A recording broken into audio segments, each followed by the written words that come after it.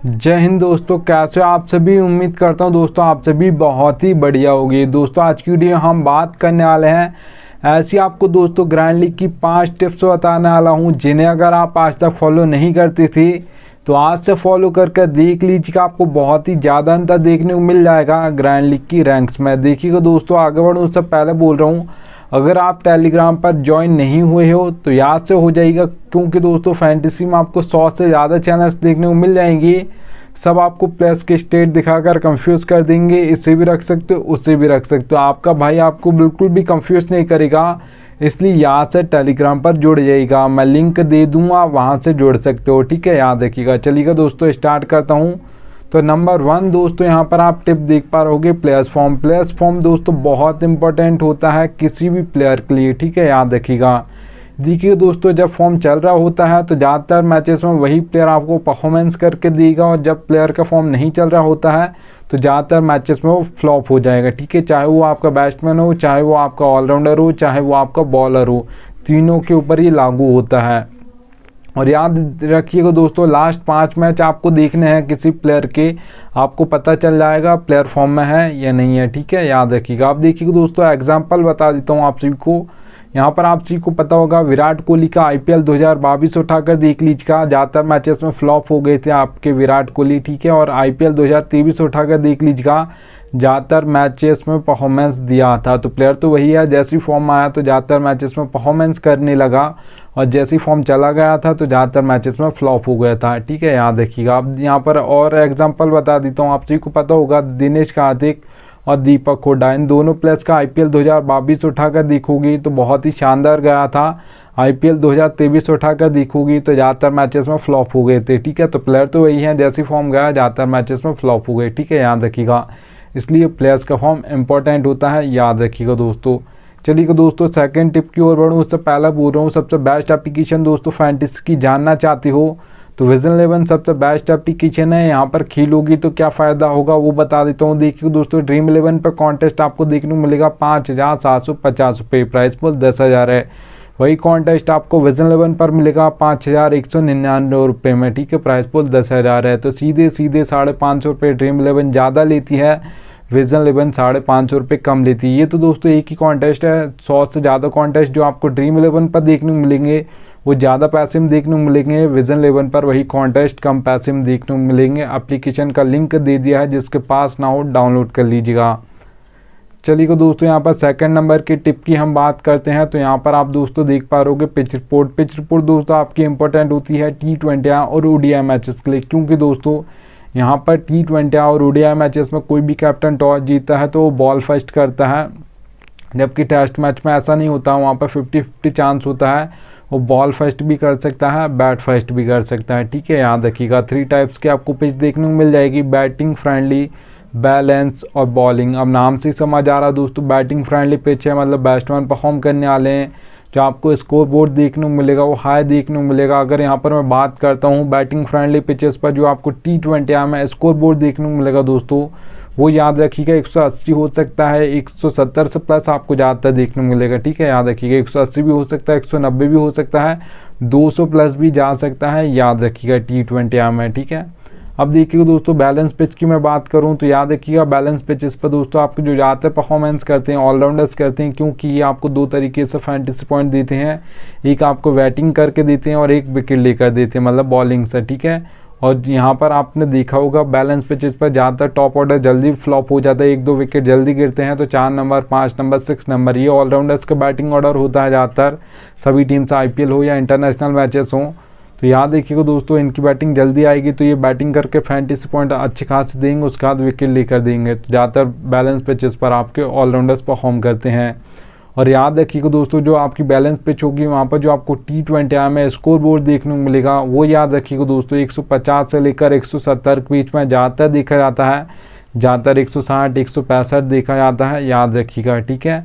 अब देखिएगा दोस्तों, यहाँ पर मैं बात करता हूँ बॉलिंग पिच की। तो 2 टाइप्स के, तो सबसे पहले हमारे बॉलर्स होते हैं, एक आपके पेसर्स होते हैं जिसे आप फास्ट बॉलर्स बोलते हो, एक आपके स्पिनर्स होते हैं। ज़्यादातर जो विकेट लेते हो दोस्तों आप सभी को पता होगा पेसर्स लेते हैं, क्योंकि वो आपके पावर प्लेइंग बॉलिंग करते हैं, उसके बाद डेथ ओवर्स में करते हैं, ठीक है। जबकि आपके स्पिनर्स जो होते हैं वो मिडिल ओवर्स में बॉलिंग करते हैं, वहाँ पर विकेट नहीं गिरते हैं ज़्यादा, क्योंकि वहाँ पर एक आध चौका मारना है किसी प्लेयर को और उसके बाद सिंगल डबल लेना है, तो 10 से 11 रन आ जाएंगी ईजिली, याद रखिएगा, ठीक है।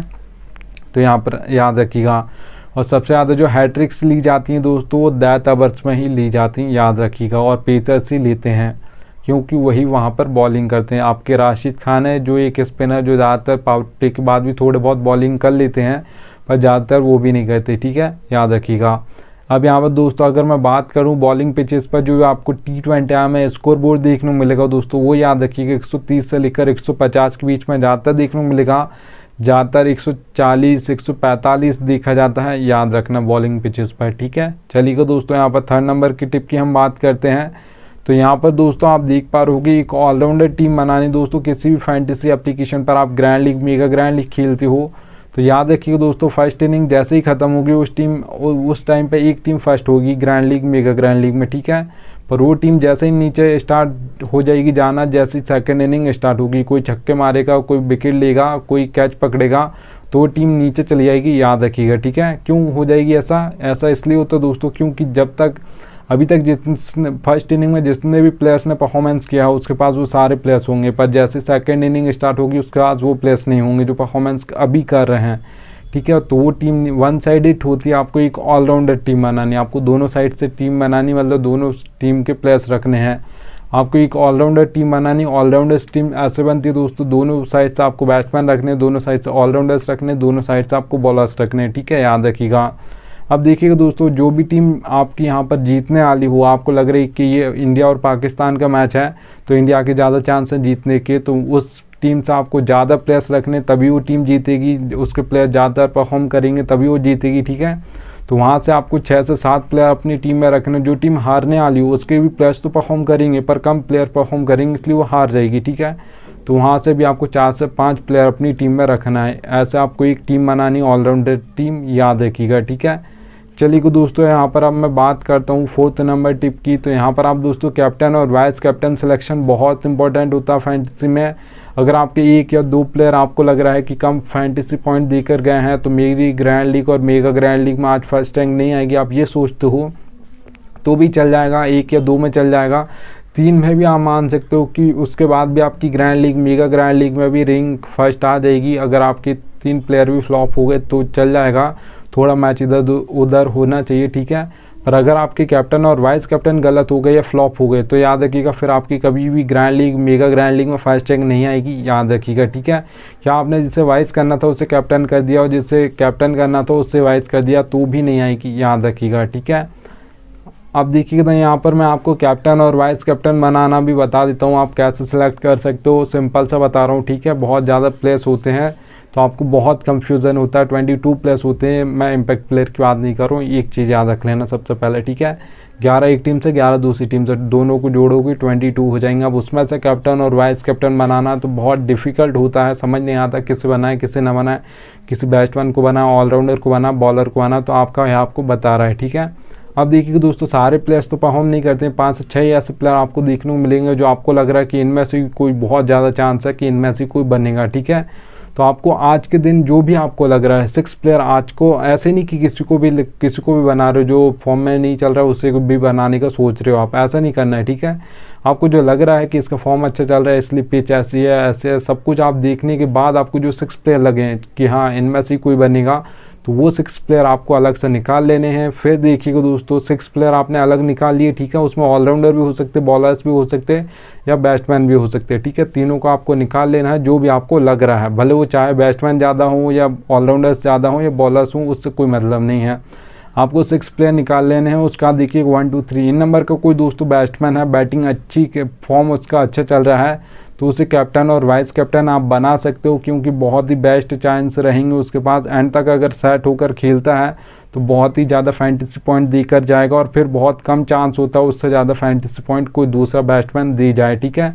1 2 3 इन नंबर्स के बैट्समैन के पास बहुत ज़्यादा टाइम होता है सेट होने के लिए, याद रखिएगा, ठीक है। तो इस नंबर का बैट्समैन हो और फॉर्म अच्छा चल रहा हो तो आप बैट्समैन को बना सकते हो। जो आपने 6 प्लेयर निकाले हैं उसमें कोई बैट्समैन है तो ठीक है, याद रखिए कैप्टन और वाइस कैप्टन। अब देखिए दोस्तों किसी ऑलराउंडर को बनाना चाहते हो, 6 प्लेयर निकाले उसमें कोई आपको लग रहा है कि ऑलराउंडर बनेगा यार आज तो, ठीक है। तो फिर देखिएगा 5 या 6 नंबर पर उसकी दोस्तों यहाँ पर बैटिंग आ जानी चाहिए। ऐसा नहीं कि रविंद्र जडेजा इंडिया की ओर से 7 नंबर पर बैटिंग करने आते हैं तो 7 नंबर पर उस ऑलराउंडर की बैटिंग आ रही है, ऐसा नहीं होना चाहिए। 5 या 6 पर आ ही जानी चाहिए, इससे नीचे बैटिंग ऑर्डर उसका नहीं होना चाहिए उस ऑलराउंडर का। और उस दिन 4 ओवर डालने वाला हो वो ऑलराउंडर, ऐसा नहीं कि 1 या 2 ओवर डालेगा भी या नहीं डालेगा हमको ये भी नहीं पता, ठीक है। तो ऐसे ऑलराउंडर को आपको कैप्टन और वाइस कैप्टन नहीं बनाना है। 4 ओवर डाल रहा है तो आप उसे बना सकते हो, याद रखिएगा, ठीक है। थोड़ा फॉर्म भी अच्छा चल रहा हो ये भी देख लीजिएगा। अब देखिएगा दोस्तों, आपने 6 पे निकाले, कोई आपको कैप्टन और वाइस कैप्टन आज के मैच में आपको बॉलर लग रहा है तो आप बॉलर को बनाना चाहते हो तो देखिएगा दोस्तों, दैथ में 2 ओवर डालता हूँ। अगर T20 मैच है 2 ओवर दैथ में डाल रहा है, फॉर्म अच्छा चल रहा है तो उससे कैप्टन और वाइस कैप्टन कर सकते हो, बहुत ही बेस्ट चॉइस रहेगा।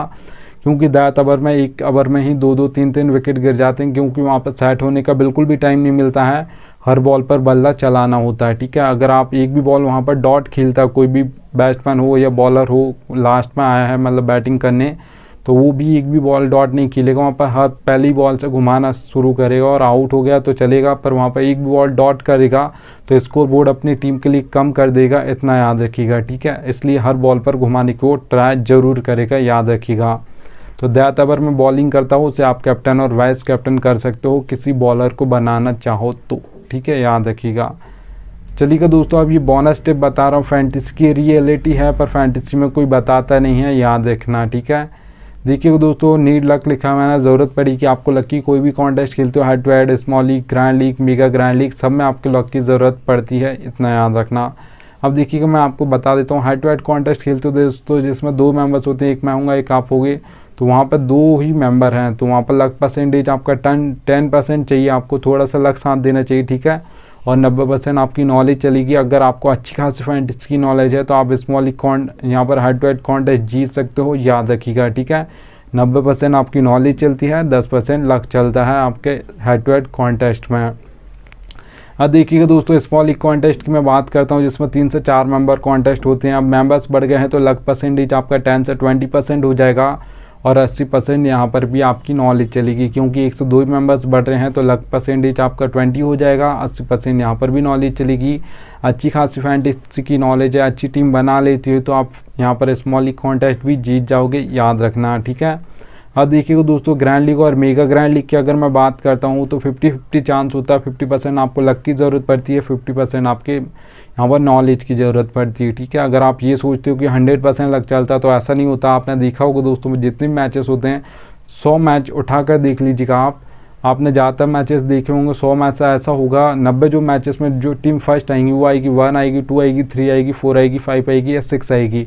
इन नंबर्स की टीम ज़्यादातर फर्स्ट आती है। बहुत ही कम ऐसे मैचेस होते हैं जिसमें 15, 16, 17, 18, 19, 20 नंबर की टीम फर्स्ट आया, ठीक है। तो आपको ज़्यादा टीम नहीं बनानी, आपको अपना बेस्ट देना 50%। जिस दिन आपका 50% लक बेस्ट देगा उस दिन आपके दोनों को मिलकर 100% हो जाएगा। उस दिन आपकी ग्रैंड लीग और मेगा ग्रैंड लीग में फर्स्ट रैंक आ जाएगी, याद रखना, ठीक है। और ऐसा मत सोचिएगा दोस्तों कि 100% लक है, क्योंकि मैंने आपको बता दिया 5 से 6 टीम बनानी, सोच समझ कर बनानी है। थोड़ा लक की ज़रूरत पड़ती है, ये ज़रूर है, पर ऐसा नहीं होता कि लक साथ नहीं देगा अगर आप अच्छी टीम बना लेते हो तो, ठीक है, याद रखिएगा।